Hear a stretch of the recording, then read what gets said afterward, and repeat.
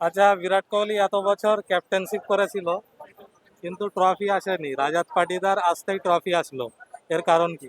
এর একটাই কারণ, বিরাট কোহলি প্রত্যেকটা মানে ক্যাপ্টেনের সাকসেসের পেছনে থাকতে চায়। Virat Kohli as a captain না ট্রফি পেলেও প্রত্যেকটা ক্যাপ্টেনের ট্রফি জেতানোর পেছনধারী তার হাত থাকে। এত বছর করার কারণ হচ্ছে ওই যে ক্রিকেটে মানে বিরাট কোহলি যে খেলছে, ওই যে বোলিং অ্যাকশন যে মানে ওই যে মিডল অর্ডারের যে প্লেয়ার, সেই প্লেয়ারটা ছিল না।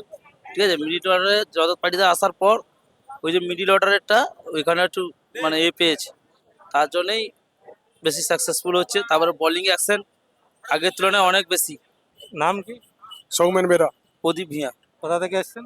বাজকুল থেকে, পূর্ব মেদিনীপুর জেলার বাজকুল থেকে। বাজকুল, পূর্ব মেদিনীপুর। RCB supporter? হ্যাঁ, Bangalore supporter, king Kohli supporter. King Kohli, RCB. আচ্ছা, আরসিবি তো এখন টপ ওয়ানে আছে, তো এবছরে ও কি ট্রফি তুলতে পারবে কি মনে হয়? ইসালা কাপ নামদু। ব্যাঙ্গালোর পরপর 2 বছরই কাপ পাবে, আমাদের আশা পরপর 3বারও পাবে। Back to back trophy champion.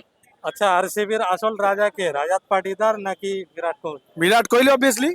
Virat Kohli তো আসল রাজা, ও ব্যাঙ্গালোরের না, পুরো ইন্ডিয়ারই রাজা, দা অনলি কিং।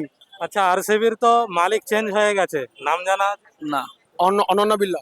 এবছরই চেঞ্জ হয়ে গেছে। হ্যাঁ, তো আরসিবির নতুন মালিককে কি আরসিবি ফ্যানদের পছন্দ?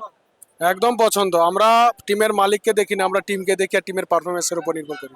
টিমের মালিকও যেরকম সাপোর্ট করছে, আমরাও সেরকম সাপোর্ট চালাচ্ছি। ঠিক আছে, কিন্তু আমরা আরসিবির হচ্ছে মানে বলতে গেলে একদম বেস্ট মানে করতে গেলে